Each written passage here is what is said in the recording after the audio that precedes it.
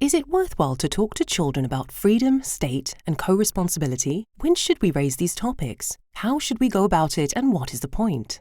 POLIN Museum invites you to a unique exhibition addressed to both children and adults, which provides a space for intergenerational dialogue and individual discoveries. It is aimed to commemorate the centenary of Poland regaining independence. On that occasion, we recall the toils and challenges involved in rebuilding a state, as well as the remarkable figure of Janusz Korczak, a pedagogue and social activist, forerunner of children's rights. Above all, we invite you to dive into a fantastic world of the novel King Mat I, and to join in the fun among a fairy tale-like setting. We start touring the exhibition from the section devoted to history. Here we tell the children what happened 100 years ago using their own language. Original photos, pictures and objects, as well as their replicas, are accompanied by an animated movie which evokes the end of World War I and creating the new map of Europe, building new states, including Poland, and the challenges faced by the Poles. Janusz Korczak, medical doctor and educator, lived and worked in these turbulent times. He wrote the novel King Mat I in order to explain to children the mechanisms of yielding power and the labour and responsibility involved in governing a state. Following this short introduction, the visitors literally enter the book King Mat I. This section of the exposition has been decorated with amazing illustrations by Iwona Chmielewska. The novel's protagonist is a 10-year-old boy who takes to the throne after his father, the king, dies. Matt strives to understand what governing is all about. The boy experiments. He takes advice from his aides and from other kings. He gets into conflict with his ministers. He acts as a tyrant at times and forces others to fulfill his orders.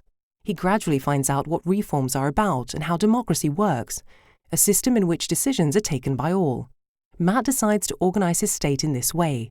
He encourages his subjects to partake in governing and builds a parliament where the decisions are to be taken. Soon it transpires that reaching decisions is not all that easy.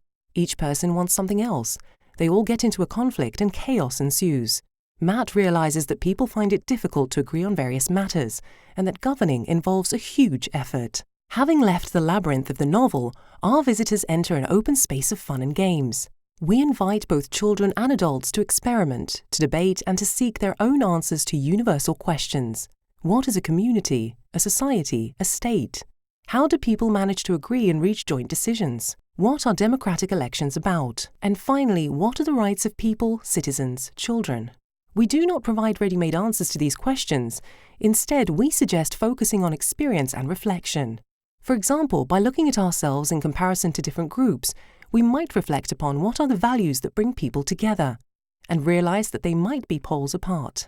For some, it's hobbies, for others, profession, for others, still a generational bond, religion, or love towards a state or town.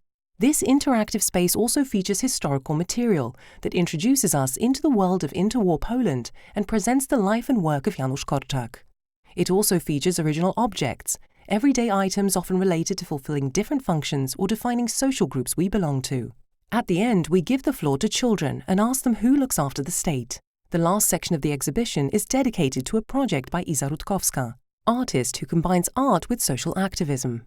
Children participating in the project were introduced to 8 adults, each performing a different profession. Over the course of several meetings, the children pondered whether their jobs were important, and if so, why. Next, they searched for analogies in the animal kingdom and compared each of the 8 adults to an animal. The costumes then produced by the artist are an attempt at presenting children's perception of our daily affairs. The new POLIN Museum temporary exhibition does not offer ready answers. Instead, it provokes its visitors to ponder over the past and the reality we live in. We hope it will allow you to spend quality time with your children, in line with Janusz Korczak's words. When I play or talk to children, the two equally mature moments of our lives are intertwined.